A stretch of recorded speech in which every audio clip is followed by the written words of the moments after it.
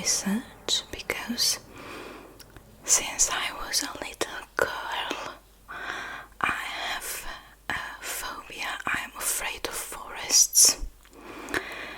So I think I was born with this phobia because I remember that I was very, very, very little going to kindergarten, and I remember having nightmares about getting lost in forests at night. I don't know where those dreams came from, but they were terrifying, and I think I was the only child who was afraid of stories like Hansel and Gretel and Snow White.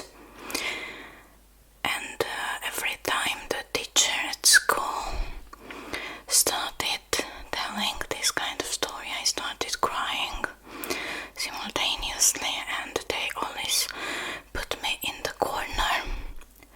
But nobody had never asked why I was crying about. They imagine that I was just being naughty, or I was just wanted some attention, but in fact I was afraid of the forest in those fairy tales.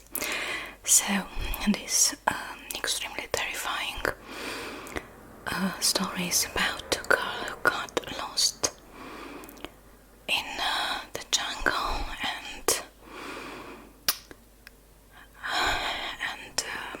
unfortunately died, but there is a lot of mystery surrounding this story, and up to date there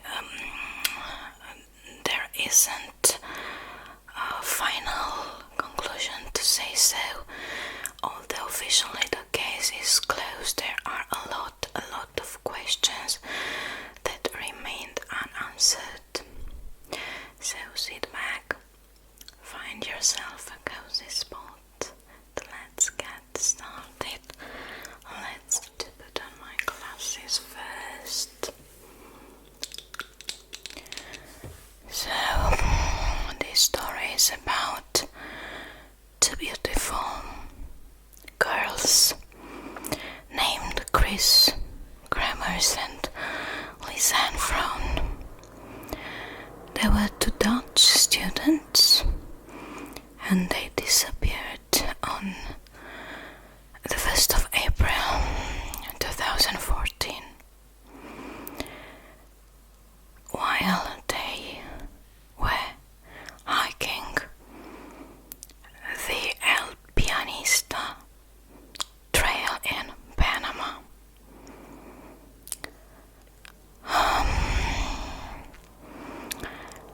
After being searched for a while, some parts of their bodies were found months later.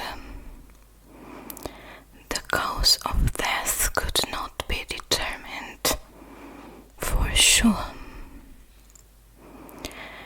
and the authorities, both the authorities from Panama and the Dutch ones, thought that the students had accidentally fallen from a cliff, or they fallen into a river. Others think that it was foul play, and the thing is that foul play could not be entirely ruled out. And this story is extremely frightening and extremely mysterious. And as I have told you, a lot of questions remained unanswered.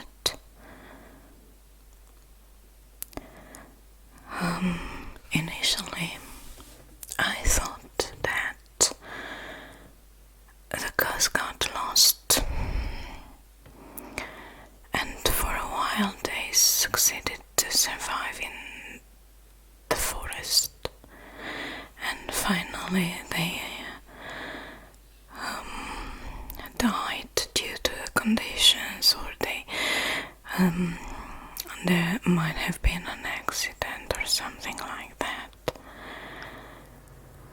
But the more I researched, the more I was digging up, the more questions I got. So now I'm not that sure that this case was indeed an accident, because that area is known for its cartels of a lot of unforbidden things, including selling organs. I know it sounds terrifying. Forbidden substances,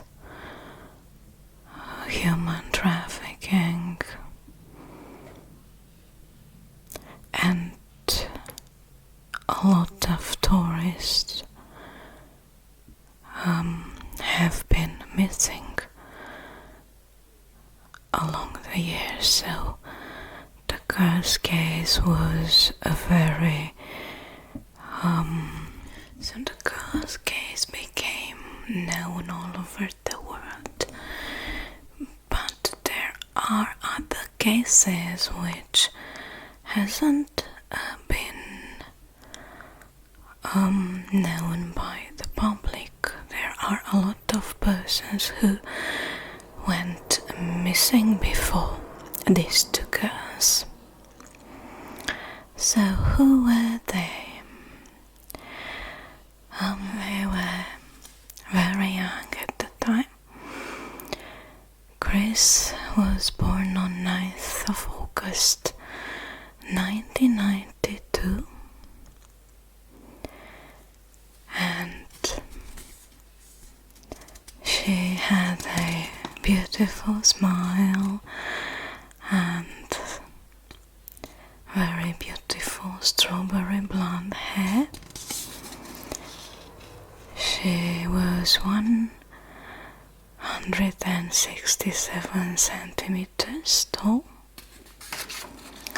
And then we have Lisanne, who was born on the 21st of September 1991.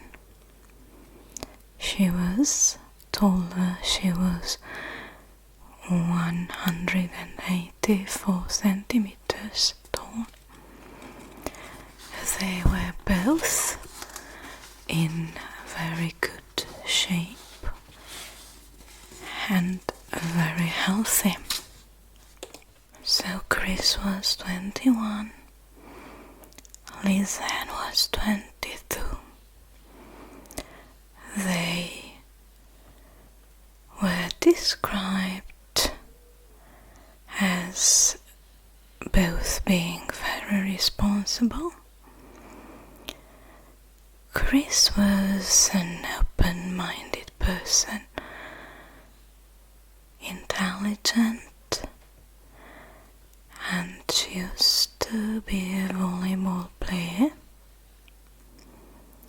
and she had just completed her studies in cultural social education, and Lisanne had graduated with a degree in applied psychology. They were good friends. They had moved in together in a tour room, and they also worked together at the same cafe, restaurant. They had been planning for 6 months this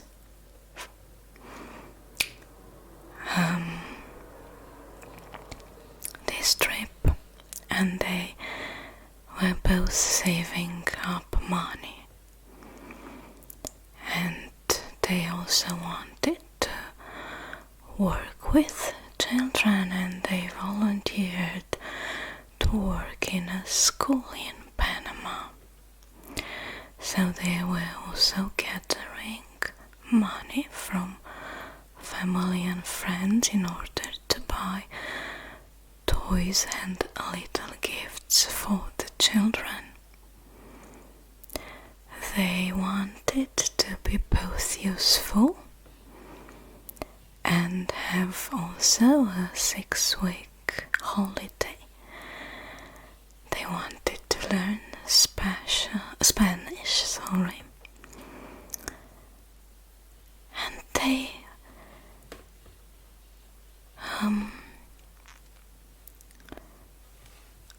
wanted this trip to be also a reward for both of them, especially for Lisanne's graduating. So they packed their bags and, very excited, left for their destination, and they arrived in Panama on the 15th of March 2014. So they wanted to know the country better, and they went for a tour of 2 weeks. They met other young people like them. They went to parties, they went on tours and trips. Both girls kept journals, diaries, in which they used to write every day. So after touring for 2 weeks, they arrived in Phuket on the 29th of March. And their intention was to live with local family and volunteer to work with children. But when they presented to the school they were supposed to work at, the principal told them that they didn't need any help, they didn't need any foreigners, any foreign teachers, and the girls were extremely disappointed, especially Lisanne. They kept in touch with their families as teenagers, and as young people nowadays, they always had their phones with them, on them. So they used social media all the time, and they texted and they sent messages on daily basis to their family and friends. So Lisanne, after they had been rejected, to say so, she sent a message to her parents saying how deeply disappointed she was and how rude the principal was at school. And they were guided to a guest house in the area, They went there for accommodation, and they tried to find something to do in order to spend their time and enjoy their holiday.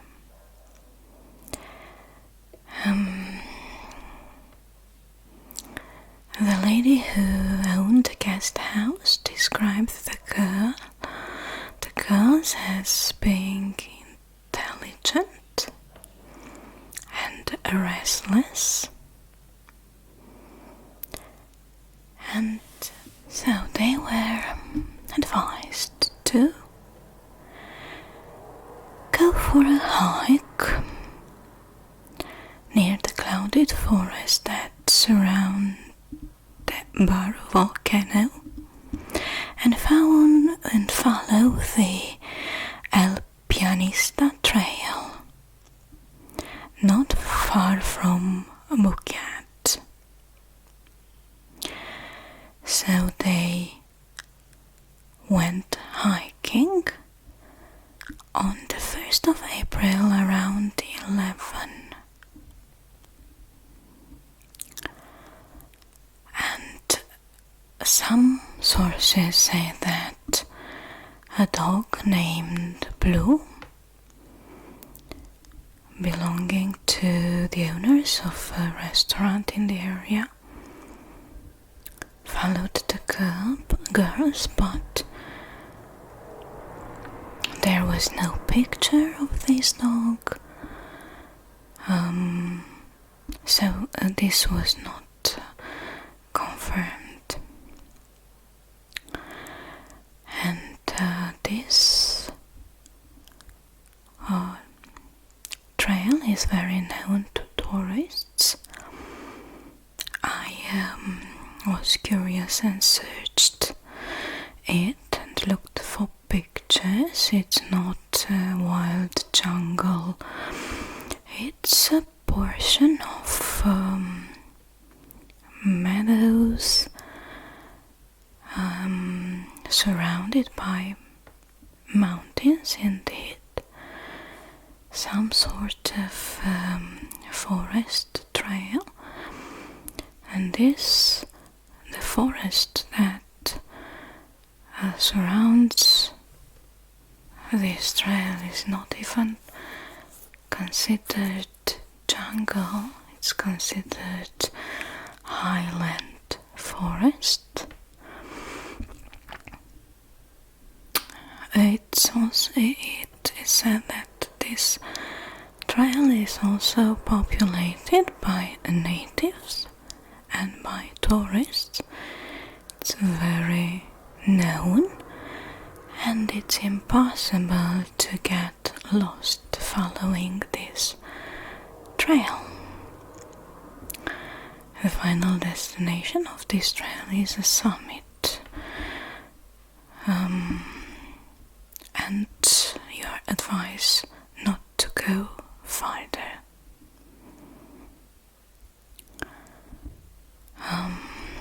The girls updated their status on Facebook and told everyone that they intended to walk around Bukit, and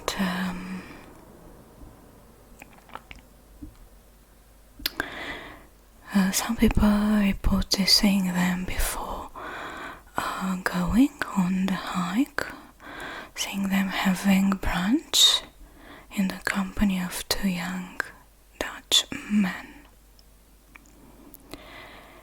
It is also said that the owners of the restaurant became to be very worried when their dog Blue returned home that night without the girls. But again, I think that this is not true. So the girls went for a hike in a very known area, very popular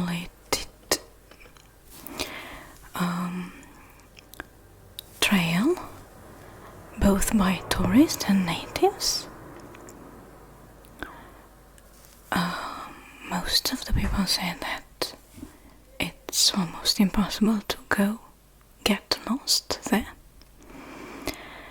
They had been taking pictures along the way, and they were so happy and satisfied in those pictures. They took pictures of each other from different angles. They had their hair in a ponytails in some of them, in others. And their hair was just laid down. And so they seem to be two normal girls enjoying a hike in the forest and enjoying the view. They arrived at their destination quite early, and everyone is advised not to go further. But as they had previously searched the route, the trail on Google Maps, as some sources say, probably they had found out about a waterfall that was a little bit farther. So maybe they decided to go and see that waterfall. I don't know, I'm just speculating, trying to understand why they wanted to go farther and didn't return. Because they packed for a hike. They were both wearing shorts and summer tops. They didn't have warm clothes on them. They didn't have food, only some sweets, and they had 2 bottles of water. And they had a Canon camera on them, and their mobile phones, of course. So they went hiking on 1st of April, around 11, but the taxi driver who gave them a ride, that they declared that it was in the afternoon around 1 o'clock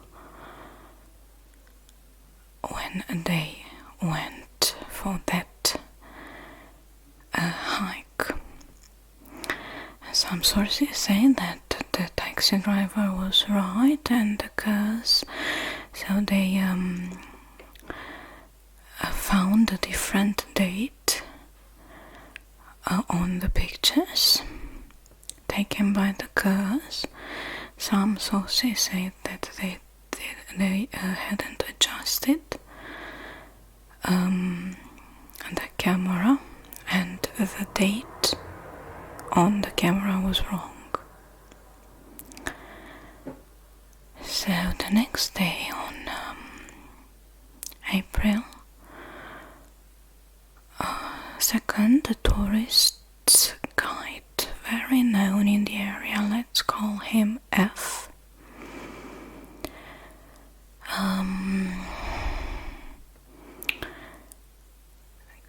came to the guest house wanting to see if the girls were okay, because allegedly he had planned with a girl to take them early in the morning for a tour. So he was, and probably still is, a professional guide. So they had an appointment with this guide the next day. They went hiking on the 1st of April, and the next day they should have presented to go for a tour. And this guide started to worry, which is extremely strange to me at least. So if you have an appointment to the dentist, for example, and you don't go, what does the dentist do? Does he or she go to your house and check on you to see if you're okay? That's really strange. So this F went to the guest house and, together with the lady of the house, entered the girl's room, and he spent half an hour alone in that room. Alone, so the police didn't know about this. Very strange. And the lady of the house at first said that she had no idea that the girls returned or not, that she left their breakfast and then she went to work that morning. And she contradicted herself and said that she was getting worried because they didn't return, and she waited up to the next day in the morning to, so something, I smell a rat, I really do. And of course they announced to the authorities about this finally. The girls have never been seen again, alive I mean. On 6th of April their parents arrived, and they brought with them police, dog units, detectives from the Netherlands to do a full-scale search of the forest, and they did so for 10 days. They couldn't find anything, as if they had been swallowed by something, by the forest itself. The parents offered very consistent reward for any piece of info leading to finding these two girls dead or alive. And on 14th of June, a local woman found a blue backpack, and she reported that she found it by a river bank, stuck between two rocks or something like this, near a village of Alto Romero in the Bocas del Toro province. I know that this forests have been presented as extremely frightening, but imagine that Alto Romero has a mobile phone signal, so it's not just like you're in the middle of nowhere. There are natives around, there are farms, there are people in that area. And that tour guide F I was telling you about, has, because I suppose he still has, a coffee farm in the area, and he takes his group of tourists to visit his farm. He takes them there. So he's very familiar with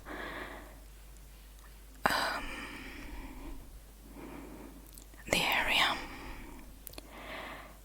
And the woman who found the backpack, some sources say that she works with him. And this F was in the girls' room, is connected with finding the backpack, and he would also find the girl's remains, which this is extremely strange. What was in the girl's backpack? There were 2 pairs of sunglasses, a black pen, and a pink one. But in the pictures, none of the girls wore a pink pair of sunglasses. Their sunglasses were black or brown.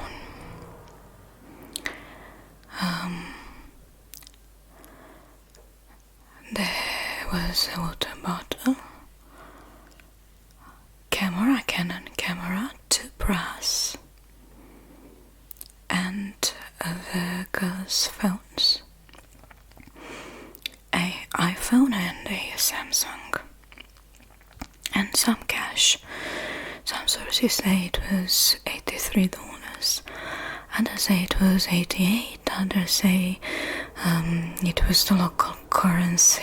In fact, I don't know if this is really important. The discovery of the backpack led to new searches, and Kris' shorts were found on a rock on the opposite bank, and some sources say that they were neatly folded and zipped up. Others say that it was not the case. So they were found a few kilometers away from where the backpack had been discovered.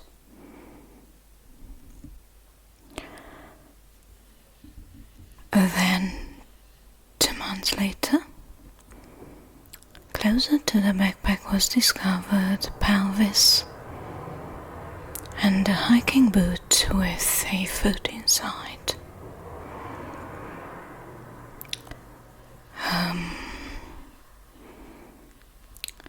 A lot of scattered bones, around 33, were discovered along the same river bank.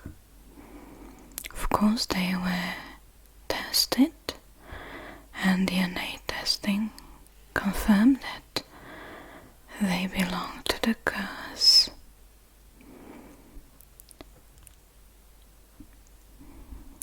So, Lisanne's bones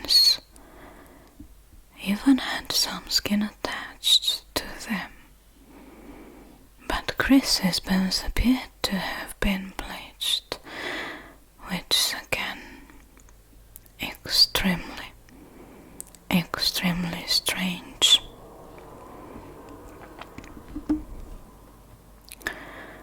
There were no scratches of any kind of the bones, any kind of marks, just a small fracture on the foot, and based on that, the Panamanian authorities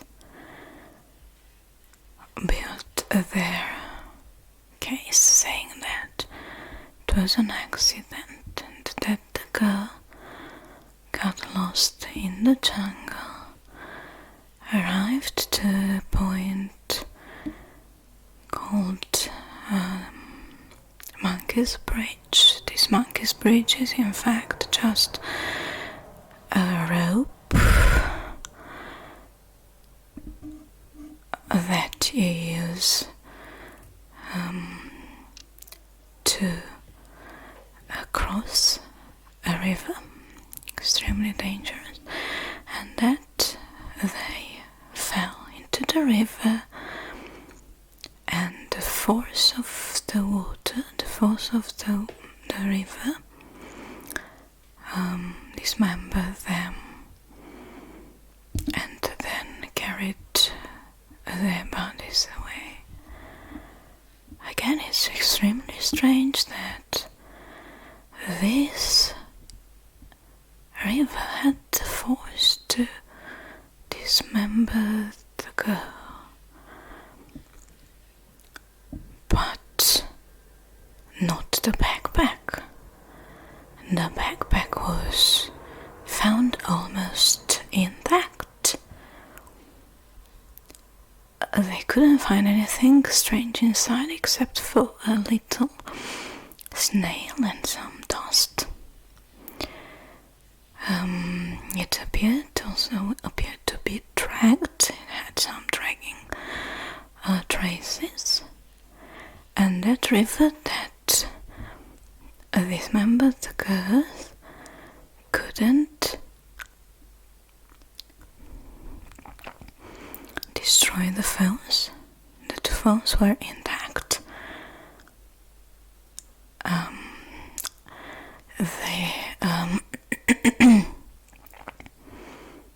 Samsung, I think, was a little bit water damaged, but the iPhone was perfectly functional. And the camera also. Again, this is extremely strange. So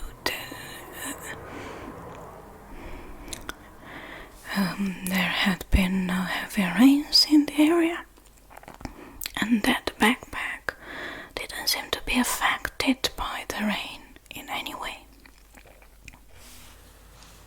Looking into the girl's phones, investigator could see that after the beginning of their hike, after just a few hours, someone dialed 112, which is the international emergency number in use in Panama, and also 911, the emergency number in Panama.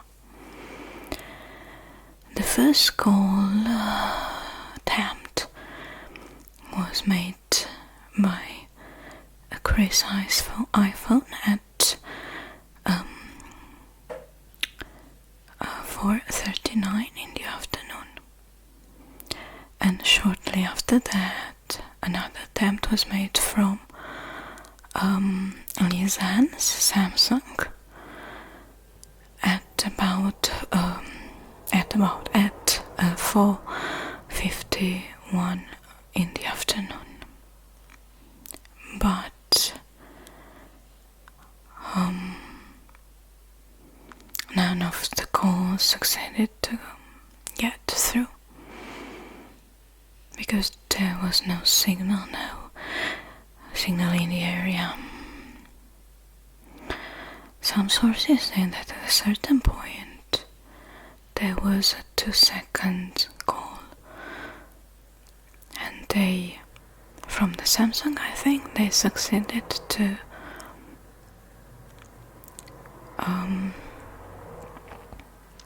have a signal for 2 seconds, but after this the call ended.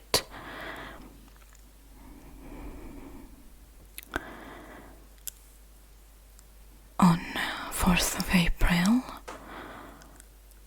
Lisanne's battery became exhausted and the phone was never used again. Kris' iPhone would not make other more phone calls either, but it was turned on from time to time in order to search reception. Between the 5th and up to 11th of April, someone turned on the iPhone trying to enter a PIN code, but without succeeding to. That person that tried to enter the code entered the wrong one multiple times. The last time that the phone was turned on was at 11:55 the same day. More disturbing content was found on the camera. The camera had a lot of photos, of course, from the 1st of April, suggesting that the girls had followed a trail at the overlook of the Continental Divide and then wandered for a little bit in the forest, but nothing seemed to be unusual before their first attempt of making an emergency call. On the 8th of April, 90 flash photos were taken between 1 and 4 o'clock, apparently deep in the jungle, and being in complete darkness. A few photos show they were possibly near a river. Some show little branch with some plastic bag on top of a rock. Another one looks like a backpack strap.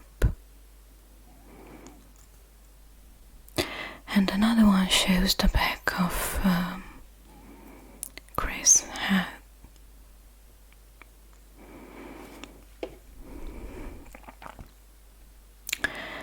One of these photos is deleted. Photo 509 had been deleted, and the investigators say that it had been deleted using a computer.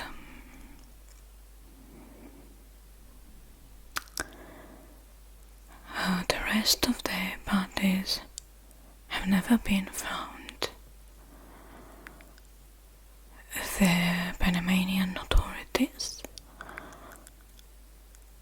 declared the case closed saying that it was an accident, and the girls adventured deeper into the jungle, got lost and accidentally fell into the river.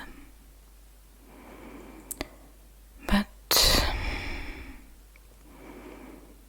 there are still a lot of questions, like why did they take those photos? Were they trying to use the flashlight as a signal? Were they trying to mark some places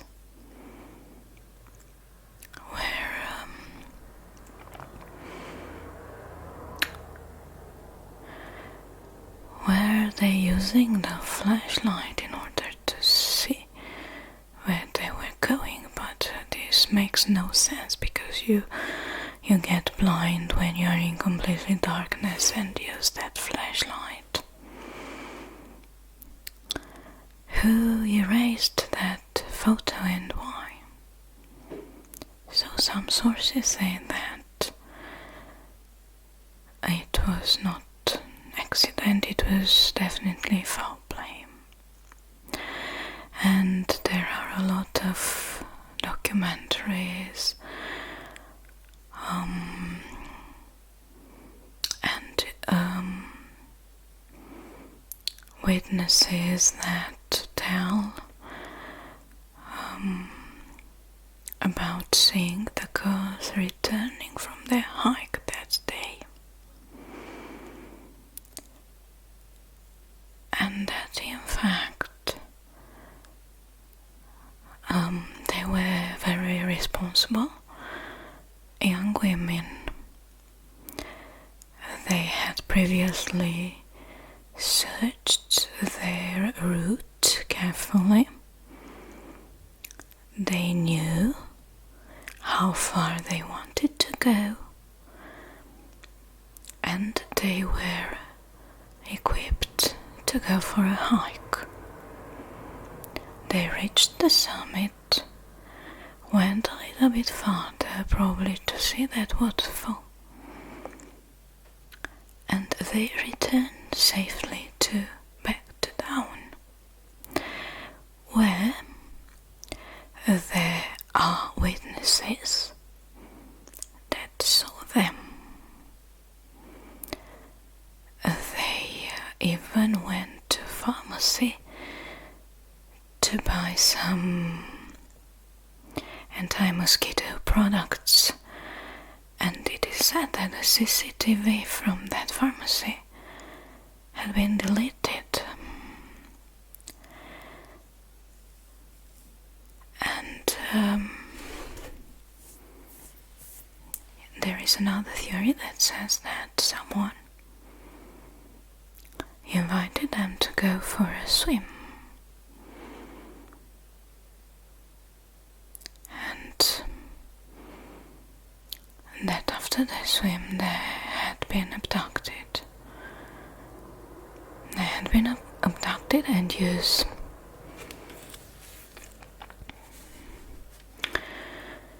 and sold. And it is also said that authorities found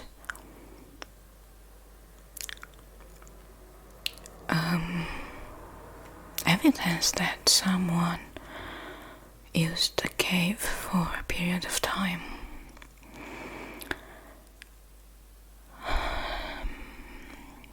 And everything seems to be related to that famous tour guide whom we called F.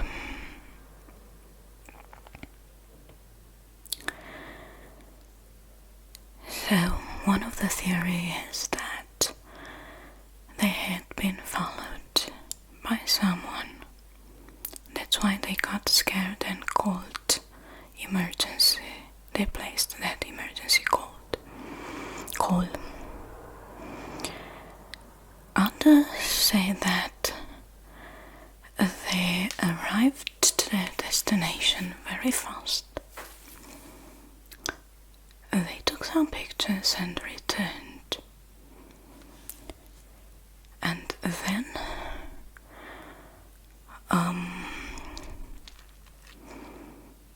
they were invited to go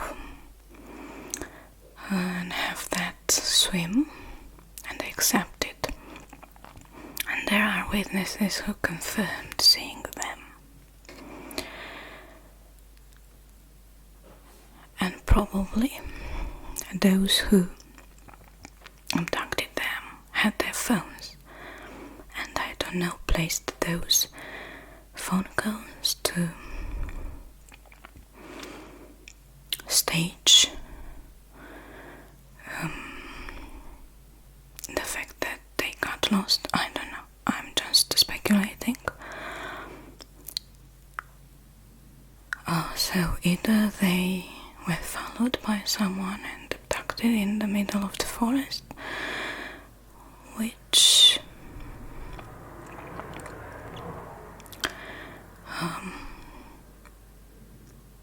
is credible because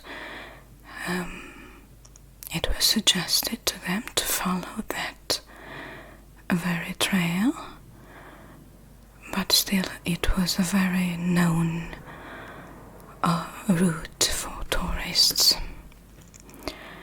up to the continental divide. So, or they returned to town and had been abducted there. So there are two main theories. One is that they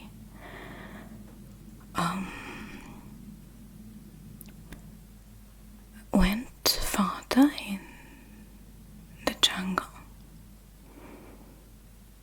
but I don't know what to think. They were responsible because they knew that they were not properly equipped. They had a promise of a proper tour the next day with a guide, and still they decided to go farther and farther. What made them go so deeply into the forest? Because one of the theories is that they got lost and followed the river because they were trained to do so, and this was their biggest mistake, because in cases like this the best thing is to find the highest point and try to check for signal instead of following the river. So the official theory, to say so, says that they followed the river, they got lost, they probably were hungry, dehydrated, maybe they had tried to eat mushroom, or I don't know what things that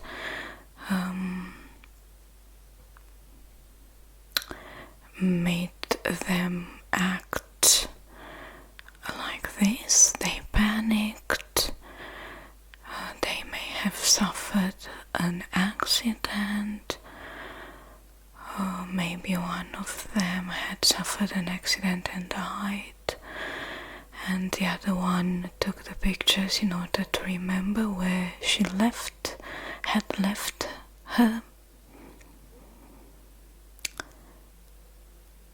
But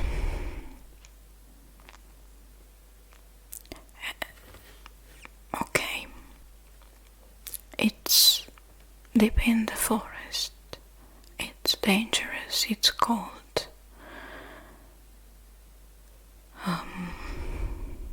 They were hungry, dehydrated, they were cold, they couldn't think properly.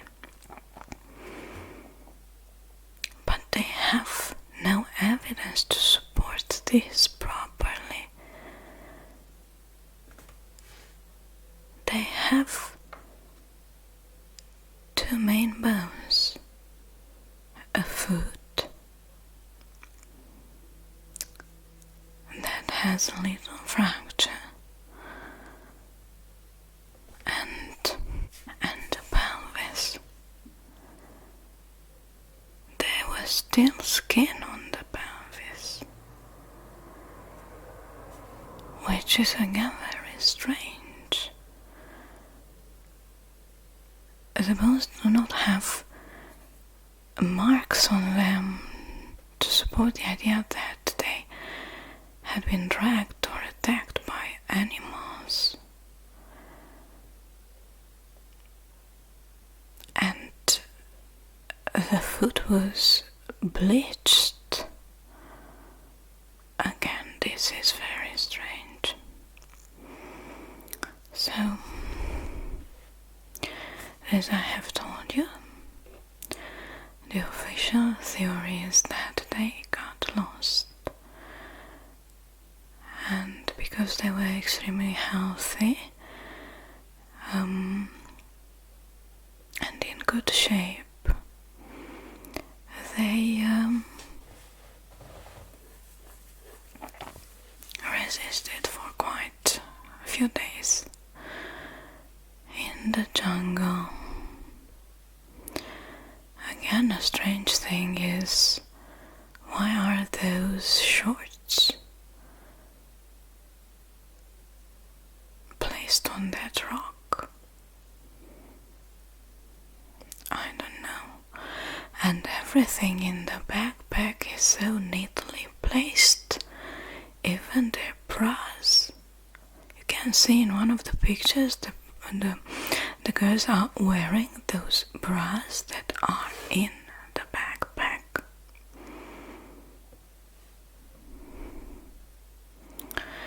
And something that really makes me wonder what happened is the fact that every person who is in danger and has someone that he or she loves, family, friends, they try to leave a message in order to make those persons understand what happened. They try to leave something behind, and the girls kept journals. They loved writing. They told everything their parents. They wrote on Facebook about this, and then abruptly they stopped talking about this. They love taking pictures. How is it possible for them not to leave a message on, I love you, I'm sorry, I got lost, I'm sorry.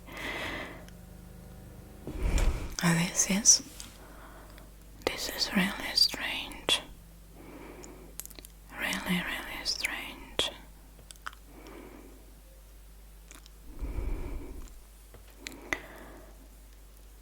And very scary also. So this was the official theory, and the other theory is that they had been abducted and sold. You can imagine for what reasons. There are witnesses who talk about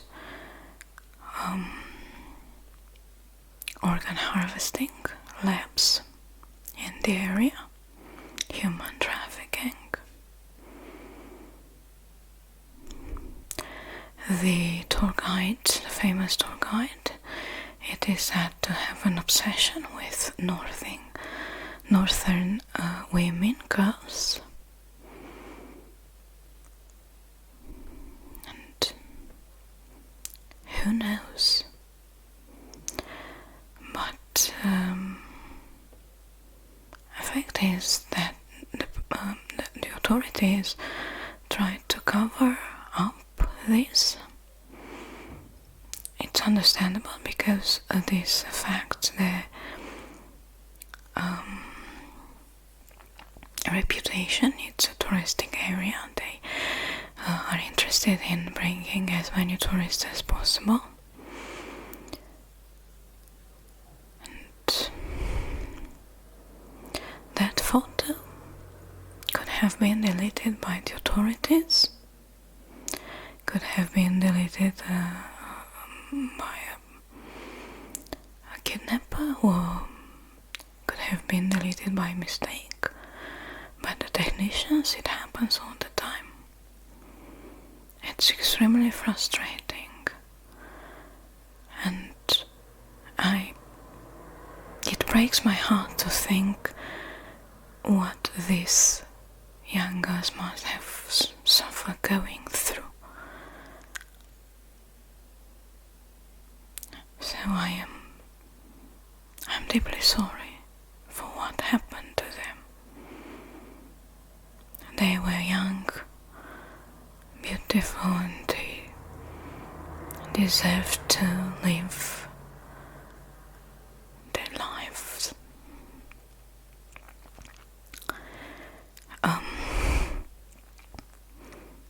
It's a very disturbing case, as I have told you, especially to me, and